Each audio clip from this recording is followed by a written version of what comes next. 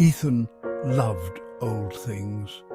He loved the way they looked, the way they felt, and the stories they seemed to tell. Dusty attics and crowded antique stores were his playgrounds. He ran his hands over worn wood and traced the edges of faded paintings, his imagination running wild. Ethan's room overflowed with his treasures. He carefully arranged each piece, creating a museum of forgotten memories. There was a chipped china doll that sat atop his desk, her painted eyes seeming to follow him around the room. A brass compass with a cracked face pointed stubbornly north from his nightstand. But Ethan's prized possession was a weathered leather-bound book filled with faded ink drawings of fantastical creatures. Ethan dreamed of finding an object truly special, something extraordinary. He yearned to discover a hidden relic whispering secrets from the past. Little did he know, his wish was about to come true.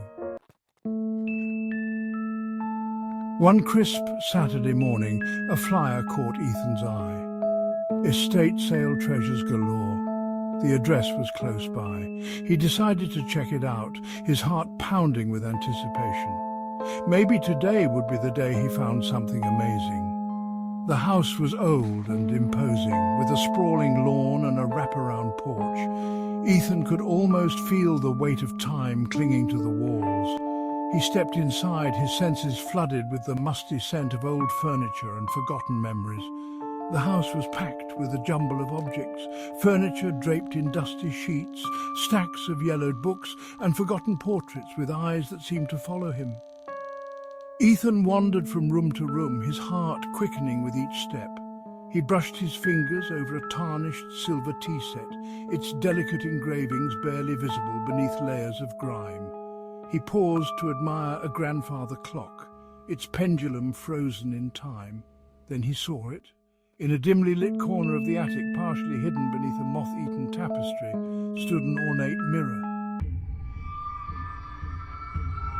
The mirror was taller than Ethan, its wooden frame intricately carved with twisting vines and mysterious faces.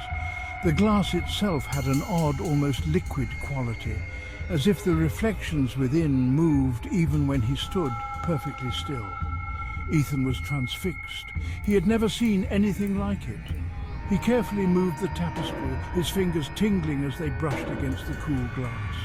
The mirror seemed to hum with a faint energy. He knew he had to have it. After some negotiation, Ethan carried his treasure home, his heart filled with a mixture of excitement and apprehension. He hung the mirror on the wall in his room, positioning it so that it caught the light. He stepped back to admire it, a shiver running down his spine. The mirror seemed to pulse with an unseen life. That night, Ethan lay awake long after he had turned off the lights. He couldn't shake the feeling that the mirror was watching him. Every creak of the floorboards, every rustle of leaves outside his window sounded amplified, as if the room itself were holding its breath. The strange occurrences began subtly. Ethan would catch glimpses of movement in the mirror's reflection, fleeting shadows that vanished when he turned around. Objects in the room seemed to shift position when he wasn't looking, as if rearranged by an invisible hand. He dismissed these incidents as tricks of the light or his imagination, but deep down, a seed of unease had been planted. One evening, as Ethan was reading a book before bed, he noticed something strange about the mirror's reflection. Instead of his own reflection, he saw a shadowy figure standing behind him. It was tall and gaunt, with long, claw-like fingers that seemed to twitch with a life of their own. Ethan spun around, his heart pounding in his chest. But there was nothing there. He told himself it was just a bad dream, but the image of the shadowy figure lingered in his mind. He began to avoid looking in the mirror, a knot of dread forming in his stomach whenever he passed by it.